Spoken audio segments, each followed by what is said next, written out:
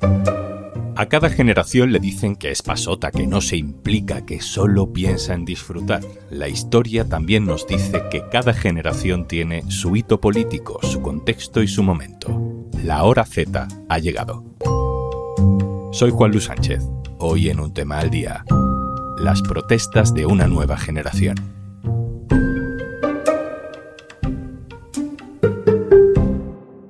Una cosa antes de empezar. El programa Kit Digital ha concedido alrededor de 850.000 ayudas para la digitalización de pymes y autónomos. Te cuento más al final del episodio. ¿Qué tienen en común un joven marroquí, un nepalí, una persona joven de Madagascar o una joven peruana? Respuesta fácil, la generación Z es la de las pantallas, la de las redes sociales, la de la incapacidad para concentrarse y para sacrificarse por un objetivo a largo plazo, la del narcisismo, la fragilidad mental, la falta de compromiso. La respuesta, no tan fácil, es otra. A esa juventud también les une este sonido. Es el sonido de la protesta, el que suena, como este, en las calles de Marruecos hace solo unas semanas, o el que suena en Madagascar. Y esto es Nepal. Y esta es la juventud de Perú. La generación Z, esa gente nacida entre 1997 y 2012, más o menos, tiene ya entre 13 y 28 años. Tiene ya edad de protestar. Y en algunos países ya lo hace, pidiendo más democracia, más libertad de expresión, más derechos. Y lo hace utilizando esas herramientas que para muchos mayores eran una pérdida de tiempo, un síntoma de superficialidad, un pozo de egocentrismo. Por ejemplo, Discord.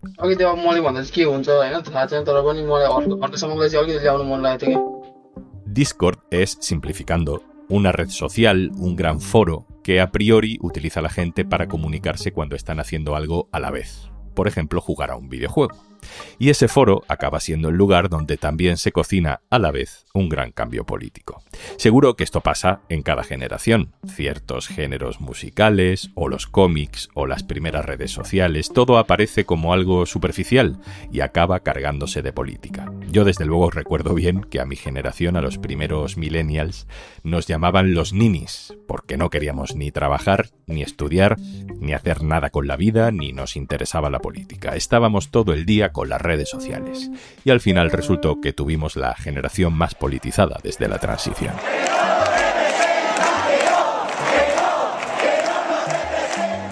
Así que, hartos de escuchar lo mismo sobre la gente que tiene ahora aquella edad, hemos mirado al mundo para preguntarnos si llega la hora de la generación Z. Hay desde luego ejemplos en España, en Estados Unidos, en Argentina, de cómo esa generación Z ha utilizado ya sus herramientas para hacerse más reaccionaria, más ultraconservadora, también más feminista. Hoy miramos más allá de nuestro entorno directo, buscamos cuál es el equivalente a la primavera árabe, a la Plaza Tahrir de 2011 de esta nueva generación global. José Manuel Cuevas, El Orden Mundial. Hola. Hola, ¿qué tal? Saludo también a Soraya Aybar, directora del medio Africa Mundi. Hola, Soraya. Hola, ¿qué tal? ¿Cómo estáis? José Manuel, empiezo contigo. ¿En qué se parecen los jóvenes de Marruecos, de Madagascar, de Nepal, de Perú? ¿Cuál es el hilo que une sus protestas?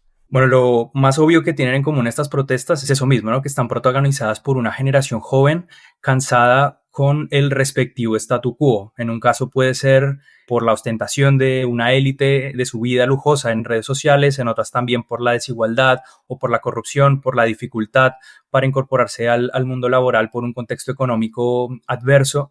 Entonces se trata de una población que empieza a ser cada vez más activa políticamente, que al mismo tiempo se ve limitada económicamente o en sus posibilidades de empezar a salir adelante, y que en este caso pues está muy conectada o incluso más conectada que las generaciones anteriores.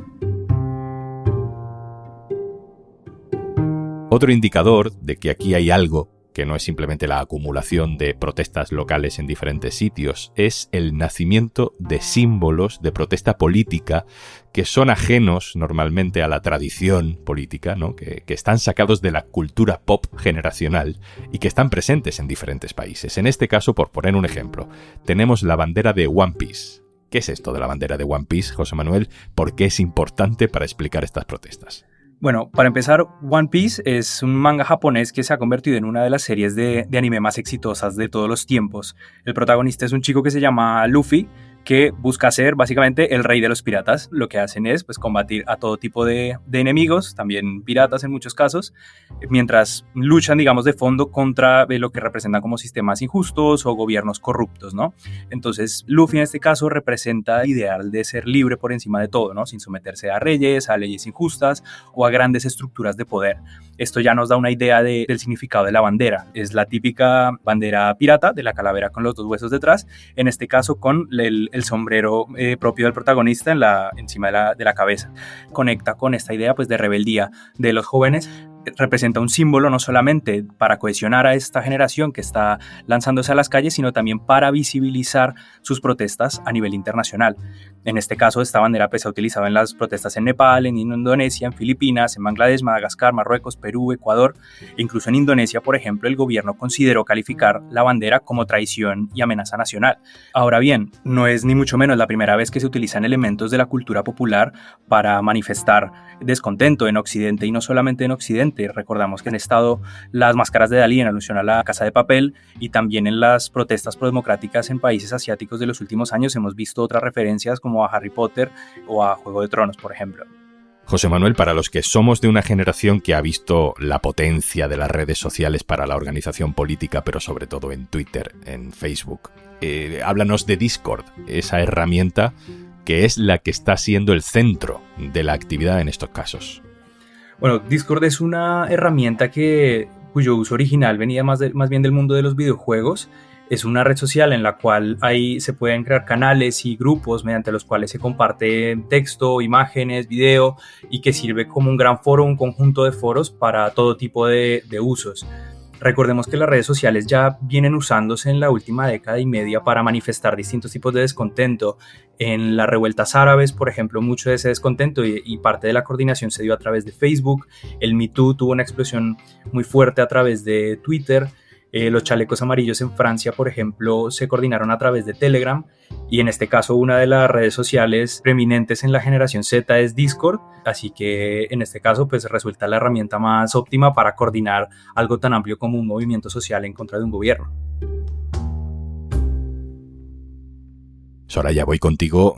¿Cuál es la particularidad, por ejemplo, en el caso de Marruecos, de que sean los jóvenes y no otras personas más mayores las que salgan, las que lideren estas movilizaciones? ¿Por qué personas de menos de 30 años son las que están diciendo basta en un régimen que tiene ya tantos años? Hay varias razones que se combinan, ¿no? Y además, al mismo tiempo, otro factor y otra razón que se entremezcla en todo ello es que son generaciones, están conectadas, se organizan en plataformas, como hemos visto, y que además también tienen la capacidad, la necesidad y la accesibilidad de informarse de otras movilizaciones globales, y tienen modelos de participación y exigencia diferentes e internacionales sobre los que aprender. Y además a todo esto también se suma un factor, y es que tienen menos que perder en términos de status quo, ¿no? Por así decirlo. En los mayores, la generación más mayor en Marruecos puede ver más estabilidad en el sistema porque así se ha moldeado, mientras que los jóvenes son más críticos y sí que consideran que su futuro, que es el futuro que les queda todavía, está en juego, ¿no? Podemos entrar en algún detalle, ¿no?, de algunos de estos países para entender un poco mejor la protesta en concreto y no tanto lo que tienen en común con las demás. Por ejemplo, el que tenemos más cerca, Soraya, Marruecos, ¿cuáles son las principales reivindicaciones de los jóvenes que están saliendo a la calle?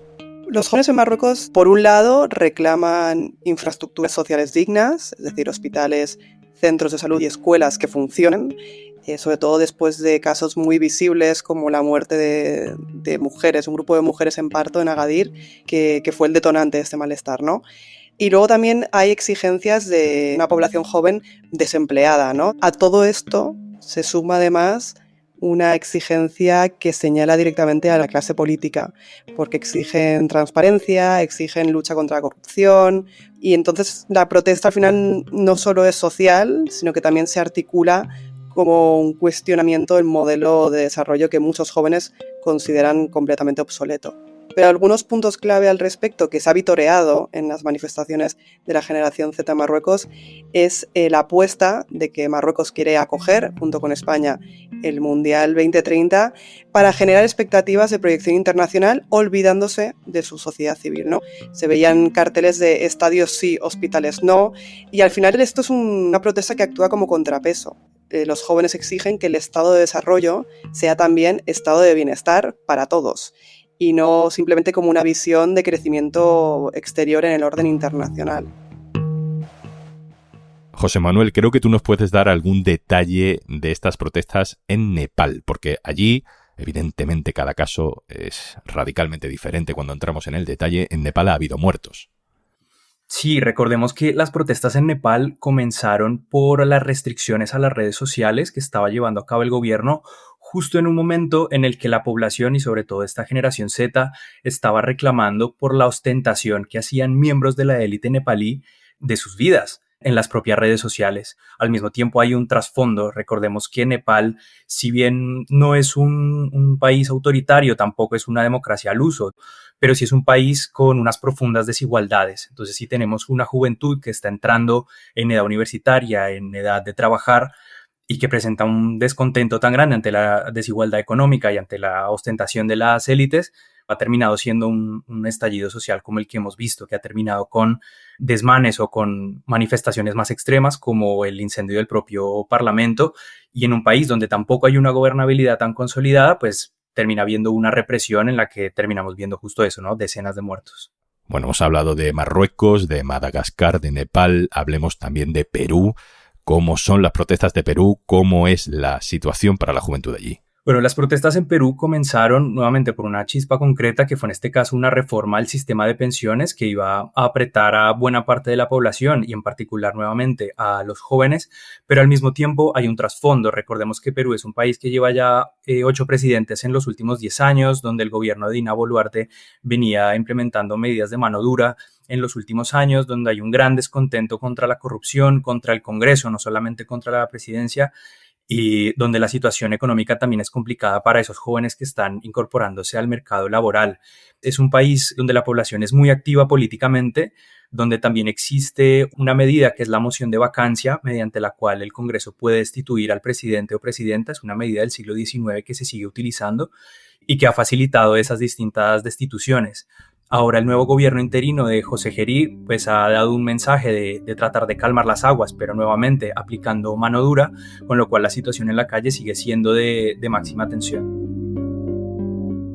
Repasemos, aunque sea brevemente, las consecuencias de estas protestas, porque un fenómeno también muy habitual es la frustración generacional, porque a corto plazo la cosa no siempre termina como uno esperaba que terminara, ¿no? Pasó con la primavera árabe. ¿Qué ha pasado en Madagascar? Sí, al final las protestas juveniles culminaron en un golpe militar que derroca al presidente anterior, que es Rajoelina, y desde entonces el país ya está gobernado por una junta militar encabezada por un nuevo coronel, que es el coronel Michael Randrianirina, ex líder también de una unidad de élite, y desde entonces hemos vuelto a embaucarnos en estas dinámicas que hemos visto también en otras partes del continente africano, como en el Sahel, y por eso también hay organizaciones como la Unión Africana que ya han condenado el golpe y ya han alertado, ¿no?, que esto puede llevar a lo que está llevando en el Sahel, y es a insurgencia terrorista, a grupos paramilitares, a inseguridad alimentaria, a crisis humanitaria. En fin, habrá que ver, porque los jóvenes que iniciaron las protestas han sido completamente apartados ahora del proceso político y sus demandas originales siguen sin resolverse. Y en Nepal, José Manuel, también ha habido consecuencias políticas drásticas, diferentes, claro, a las de Madagascar, pero en cualquier caso también de terremoto político. Ha dimitido el primer ministro. Eso es, en este caso, las protestas que buscaban o buscan un cambio político profundo, bueno, pues consiguen un objetivo tan claro como es la caída de un gobierno. En este caso, el hecho de que haya ya una nueva primera ministra, pues también es la puerta abierta, ¿no?, a lo que puede ocurrir después. Ya no es solamente que se busquen calmar las aguas superficiales del propio descontento social para que el statu quo no cambie, sino si se llevan a cabo esas reformas profundas o no que estaba pidiendo la gente, y que más allá de lo que haya pedido la generación Z, hay varios países como Nepal donde terminan siendo necesarias.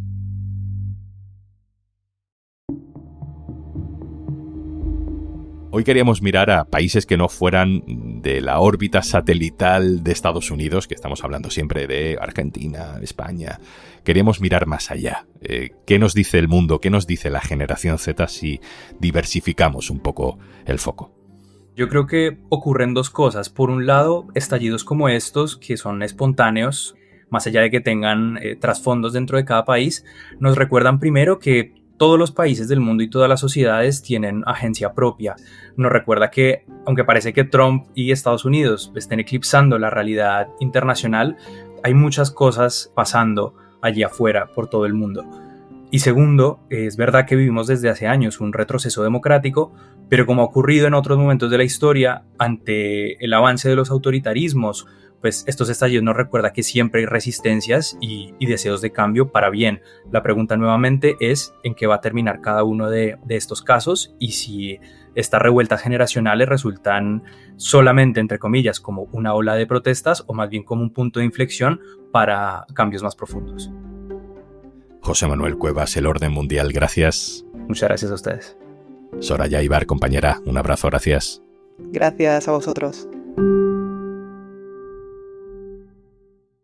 Y antes de marcharnos, La empresa Promeco 2000 ya se ha digitalizado, gracias a Kit Digital. Nos ha ayudado a gestionar todo el tema documental. Kit Digital, una iniciativa del Gobierno de España gestionada por Red.es, ha conseguido llegar a todas las provincias y a más del 90% de los municipios de España para digitalizar los negocios de pymes y personas en situación de autoempleo. Colabora Cámara de Comercio de España, financiado por la Unión Europea Next Generation, Plan de Recuperación, Gobierno de España. Esto es Un Tema al Día, el podcast del Diario.es. Si te gusta lo que hacemos, necesitamos tu apoyo. Hazte socio, hazte socia del Diario.es en el Diario.es/socio. El podcast lo producen Carmen Ibáñez, Marcos García Santonja e Izaskun Pérez. El montaje es de Pedro Nogales. Yo soy Juan Luis Sánchez. El lunes, otro tema.